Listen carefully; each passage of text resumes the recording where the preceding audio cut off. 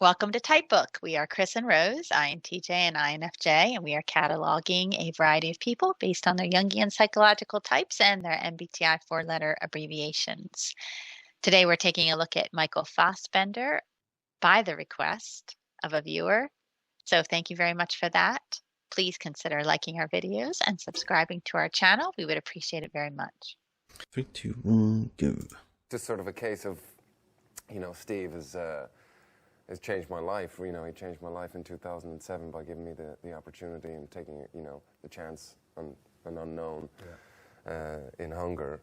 And then so really, I didn't even, see a script when I agreed to it. I just said whatever, whenever, you just tell me where to be and for however long you need me, really. But then when you did see the script. Yes. Well, I kind of knew what I was in for, really.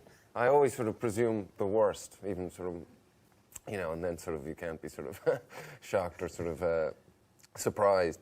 Because he had told me what the idea was back in 2008, about sort of this character who was sort of stuck in this sort of pattern of abuse.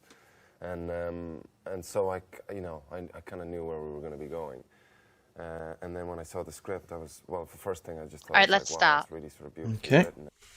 Just real quick, I want to make a point at the very beginning. He talks about working with this guy, and he says, whatever you need, whatever you want me to do, very accommodating. I've noticed that right off the bat. It's not like an FI person can't be accommodating, but he's openly expressive about it. Oh, whatever you need, whatever you want, I'll make sure it happens for you.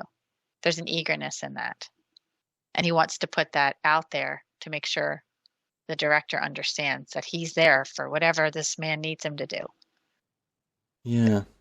Very accommodating. And very sincere as well. That's what I noticed first. Just really, like, you just tell he means what he says. Mm-hmm. He's kind of, I don't know, emotional in it in a way. Which, indicates FE for me for sure. Yes. All right, let's go again. 3, 2, 1, go. And full credit to Abby and Steve. They did a really great job there. Are you turning down some of the most shit movies ever to balance this out? I'm sort of, I don't know. Things have just sort of happened in such a way that, it could have been like, it's the ideal scenario, what I would have ever sort of dreamed of when I was 17 and starting out. The first thing you think is like, okay, I just want to sort of be, a jobbing actor. That's already, a percentile that you'd be happy to be part of. So with these types, a lot of the time, it depends, but they come across like a little bit slow, maybe a little bit naive sometimes. Mm-hmm. And so the requester, interestingly enough, they said he was cute, and that's why they wanted him to be typed. And I think this is what they mean. Yes. Because there is almost like a boyishness to him. There's an openness, a very pure openness. Yeah, like a childlike openness. Mm-hmm.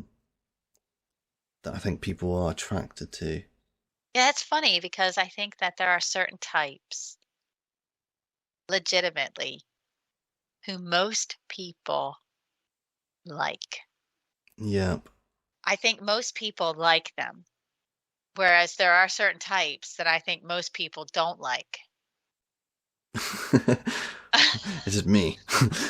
I won't say, but I think overall, most people like the ESFJ male because they are so sincerely open in the FE that you almost can't help but admire it. Yeah. There's something for everyone. Yes. It's warmth, accommodating, cute apparently. Just kind, a little bit quirky. It's hard not to like them. Yeah. Really. I think I said this before, but it's kind of like blood type. They're like O, the universal donor. It's like they can give to everyone and everyone can receive something in it. I feel like they really like everybody too. Yeah. Do you know what I mean? Or they find something to like about everybody. Yeah. They find some common ground. Yeah, because even the most like difficult people, I think they just sort of take on the chin. They're like, "Ha ha, aren't you funny?" They do. And they yes. just enjoy them for what they are, which is very Well, admirable. I was sharing with you the other day. I was watching an interaction between a young ESFJ male and an older ISTJ woman, and she was going off and she was uptight about something and this and that and he just looked at her and he smiled and he's like, okay. And you could tell he was just kind of, I don't want to say he was humoring her because I don't think he was. He was just, oh, I understand, and she just relaxed right away and he kind of walked away and was smiling. I don't know. It was just a very interesting interaction. Yeah. I think overall the thinker female with the ESFJ male dynamics quite interesting because it's almost like that kind of FI thinker woman. Yeah. Not just FI thinker woman, but that thinker woman, like they know they're sort of like quicker and maybe more difficult and demanding, but then this like ESFJ guy, he's just like, don't worry about that. And they just love it. Yeah, they do. It just softens them up, I think. Yes, it does, yeah. All right, 3, 2, 1, go. So then to be in a position where, Quentin Tarantino, David Cronenberg, Steve McQueen, Ridley Scott, Matthew Vaughn, I mean, so on, so on. It's just Steven Soderbergh. It's like, wow, you're like, okay, I'm really spoiled now. Yeah. Well, listen, if any of the characters you've played have stayed with you, that's a pretty messy head. What do you mean? No. No, it's not. You bring some residue home with you, but to be honest, it's sort of part and parcel. You train yourself to get rid of it, wash away, And I do a lot of sort of preparation so that then when I come on set, that I really can sort of go for it and that I leave everything on the floor there, as it were. So, when you were a kid in Ireland, how far removed were you psychologically from the Troubles? Well, in Ireland, we sort of education is a big thing, and we have got a great education system there, which is thankfully, it's great. Like, I mean, a state sort of education system. We don't have really a big private education sector. So the state schools are pretty well looked after, and so history is part and parcel of being Irish. You study the history of the country. Right. My mum came from the north, so for me, I was always going up there for my holidays, because like my cousins were up there, and there was a marked difference. Once you went over the border, there was people. There was soldiers, and there was watchtowers and helicopters, and we had to get out of the car and sort of soldiers go through the boot and stuff. So it's a very real sort of transition from the south to the sort of north back then. So it's always sort of been part of my life, Now it's great to go up there and see a sort of a Northern Ireland where people are sort of just getting on with living and they're enjoying peace. I remember going there. I rode a motorcycle up All right, there, and I saw that big mural of Bobby's hand. We made a video about FE versus FI actors. Mm-hmm. And one of the differences was that the FI, for the most part, tends to go home and can let it go. Whereas the FE tends to go home and struggles to let go. So in other words, the FI kind of does it out front. They get all wrapped up in the character as they're preparing. Then when it's over, they can let it go. But the FE kind of pretends to be the character and then as an extension of that gets into who the character is and then has a hard time getting out of it when it's all over. Interestingly enough, he kind of was saying that he didn't have that problem as much. Or that he did allude to a little bit of kind of training himself not to be that way. And this, I think, is interesting because it speaks to the ESFJ type. Right. Mm-hmm. Being more, and I'm using this word, I don't mean it in an insulting way, being more simple in this regard. it's almost like they have just a more straightforward way of looking at life. Yeah, that's what I mean. It's more simplistic, and that's a good thing, because they don't necessarily hold on to things in the same way that perhaps an ISFJ would, or an INFJ, or an ENFJ. Yeah, I mean, we mentioned like the sort of boyishness of the ESFJ male, and they kind of have similar kind of world view in that way. Like it's almost like they're so wrapped up in just like the vibe, the feel good, the joy. They're so joyful.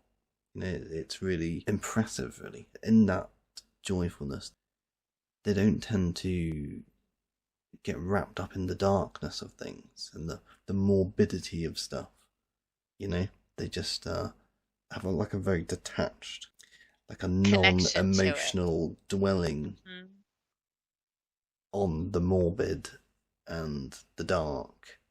Right. That's why I was curious how he was going to answer this question, because the man asked him, psychologically, how do you feel when you go up to Northern Ireland? He's not really done it. No. Well, in fact, I think he's kind of said, well, it's a part of life. And I'm thinking to myself, is it, or is it just the way he perceives it? Like, Yeah. Is it really just a part of life? Do all Irish people just accept it and are not bothered by it the way he's describing it? Or is that just his ESFJ way of looking at it, right? Oh, it's just a part of life. They're almost like they're very tolerant and accepting in this way. Like, okay, checkpoints, blah, blah, blah, scary, but nothing to worry about because we're all behaving, blah, all that stuff. And, yes, it's violence, but it's almost like they don't dwell there. Right. They don't, because they don't dwell in that psychological kind of tormenting, because it's just so, they don't have FI.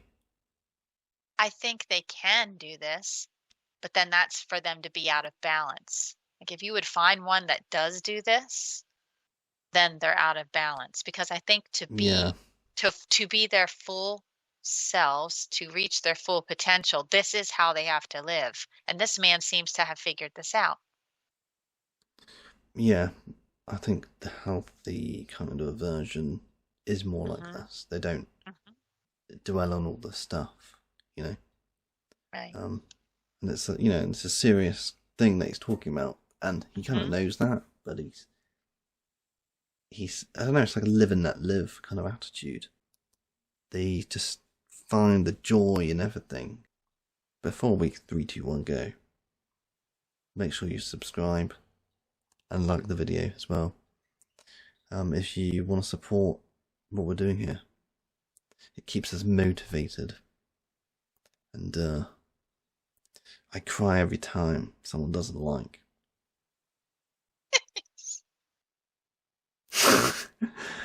That's good, isn't it? No. That's selling it. That's fine. If you really want us to type someone, go on our email on the About page, and you can fast track a request. And it's a short list. We will get it done. So the expansive list is like 200 names. So if you just put it in the comments, generally we'll get to it, but it could be months because there's like 200 names. So if you want us to get to it sooner rather than later, send us an email. Yeah, I mean, realistically, that 200 names is like a year's worth of people. Yes. So, if you're serious and you really want someone typed, then use the email. 3, 2, 1, go. And I'm thinking, still today, it means so much, and he means so much. Playing him, yeah.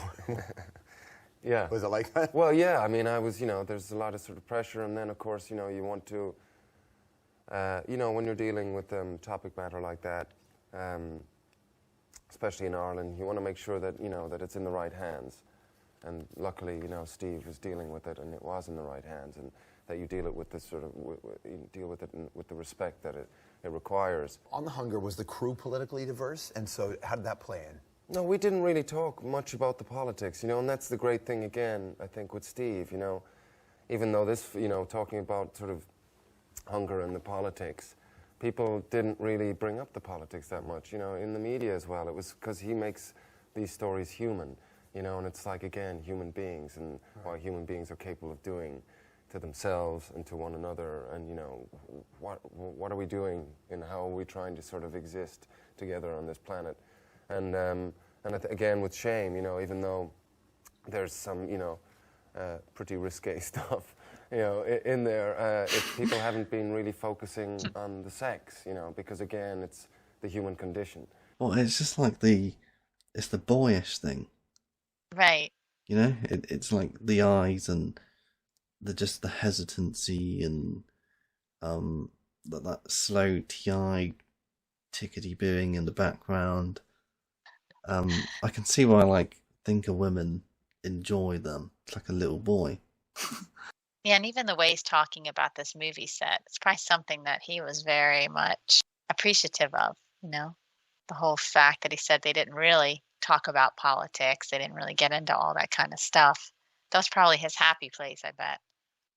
I'm sure if he was on a movie scene where there was a lot of divisiveness, probably would cause him some angst. Yeah, as in like treading on eggshells kind of thing. Mm-hmm.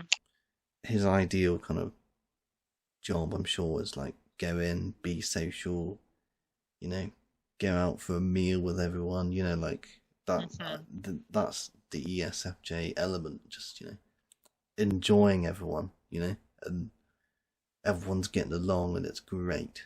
Thank you for watching. Don't forget to like, subscribe, and click the notification bell. Remember, each video is not a comprehensive analysis. If you want to know more about a specific psychological type, check out the playlists, where we have unique takes for each person. Here are some suggested playlists for you to watch or other relevant videos.